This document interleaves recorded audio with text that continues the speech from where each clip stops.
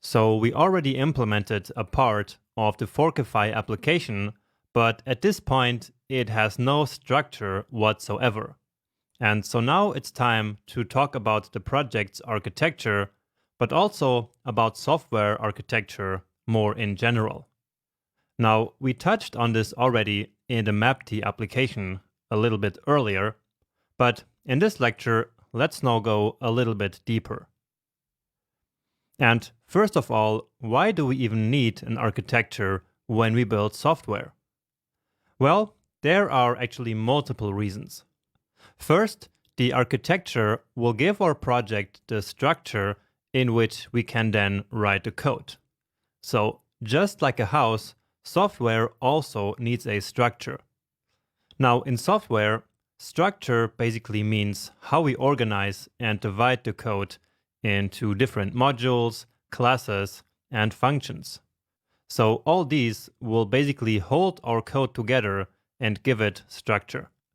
The next reason is maintainability. So when we build a project, we always need to think about the future and keep in mind that the project is never really done. It is never finished.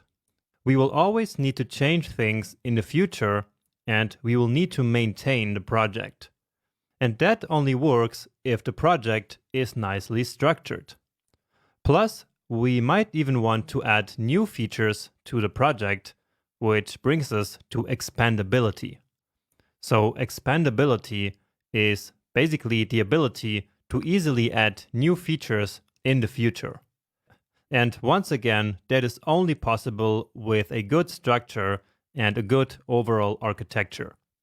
So the perfect architecture is basically one that allows for all these three aspects of structure, maintainability, and expandability. Now, in order to achieve that perfect architecture, we can of course create our own architecture from scratch. And that's exactly what we did in the MapT project. However, that only works with a really small project like that one. But when the project grows more complex, then it's going to be very hard to achieve a good architecture completely on our own. And so instead, we can opt for a well-established architecture pattern that developers have been using for years or even for decades. And examples of that are Model View Controller, Model View Presenter, Flux, and many other architectures. And so that is actually what we're going to do in the Forkify project, because it's a bit more complex than the MapT project. Now, these days, in modern web development, many developers actually use a framework like React, Angular, Vue, or Svelte to take care of the architecture for them. And so in this case, developers don't have to think a lot about architectures on their own. And probably this is actually a good idea at a certain point, especially for large-scale applications. However, and this is key, as I said many times before, it is very important that you really know JavaScript before switching to some of these frameworks.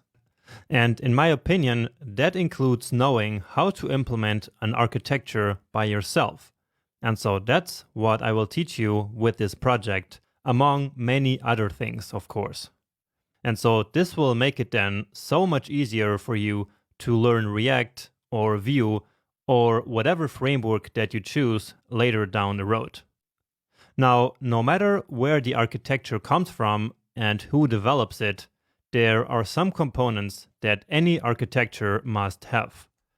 And that is business logic, state, an HTTP library, application logic, and presentation logic. So business logic is basically all the code that solves the actual business problem.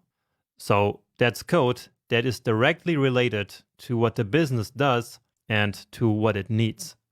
So if your business is what's up, then your business logic will include sending messages. Now, if your business is a bank, then one of the many parts of business logic will be to store transactions. But if your business is a budget manager, then your business logic will certainly include calculating taxes. So you get the point, right? So essentially, business logic is the logic that is really related to solve the problem that the business set out to solve in the first place. Okay, next is the state, which is one of the most important aspects of any web application. So the application state is essentially what stores all the data about the application that is running in the browser. So the data about the application's front end, basically. So the state should store any data that you might fetch from an API, or data that the user inputs, or what page the user is currently viewing, and so on. And this data should be the so-called single source of truth, which should be kept in sync with the user interface.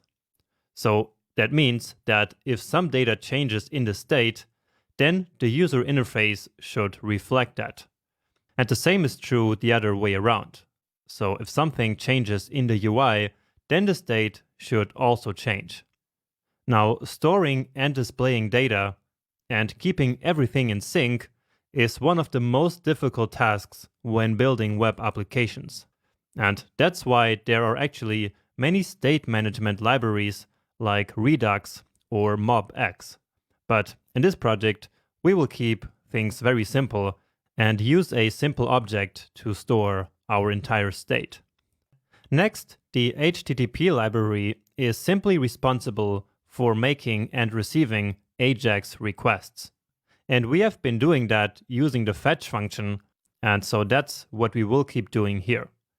And most real-world applications, of course, need some interaction with the web, and so that's why this is an aspect to keep in mind. Now, about the presentation logic, this is the code that is only concerned about the implementation of the application itself.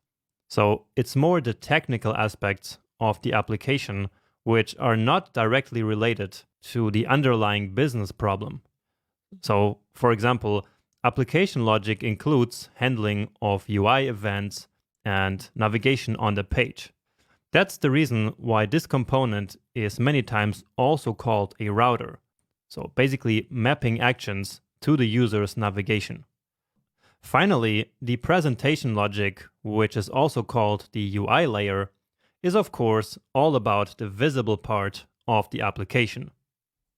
So essentially, we can say that the presentation logic is responsible for displaying the application state on the user interface in order to keep everything in sync.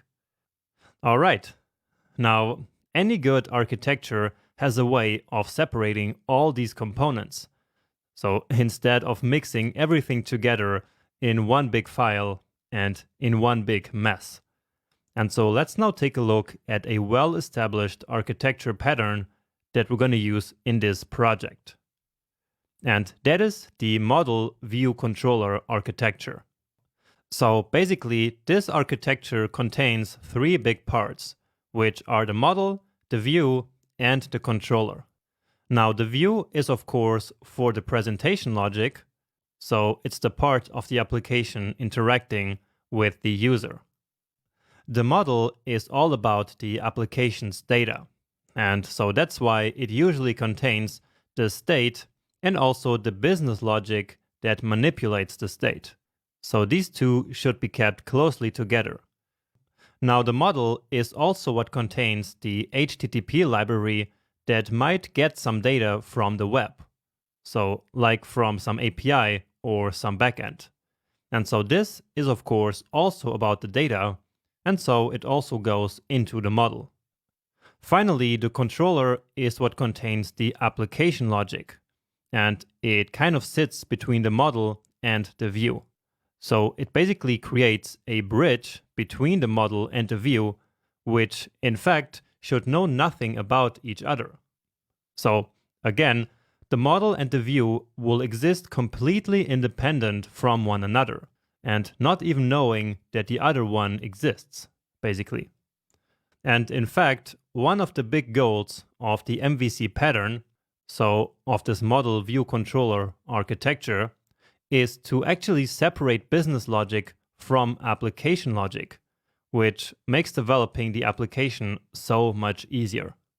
But as a consequence, we then need something to connect these two parts. And so that is the controller. All right. And now let's actually take a look at a typical flow of actions and of data as soon as some event happens on the user interface, for example, like a click. So to start, it's going to be the controller who will handle that event, because handling an event is doing something in the application, and that is clearly part of the application logic. Now, this handling might involve updating the user interface and also ask the model for some data. So we can say that the controller dispatches tasks to model and to the view. Or in other words, it controls and orchestrates this entire action, and in fact, the whole application itself. Now, asking the model for some data might of course involve doing an AJAX request to the web. And so that's exactly what the model does. Then, when the data arrives, the controller takes the data and sends it to the view. And so finally, to finish, the view will render that data to the user interface and finish this whole cycle. Now, in this diagram, you see two types of arrows, right? So the dotted arrows represent data flow between the different parts, while the solid arrows represent actual function calls and module imports. So analyzing this, we can see that it's only the controller who imports and calls functions from the model and from the view, but never the other way around. And so, as I mentioned before, the model and the view are in fact completely standalone and completely isolated. All right?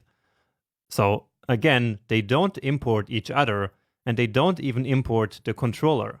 And in fact, they don't even know that the controller exists.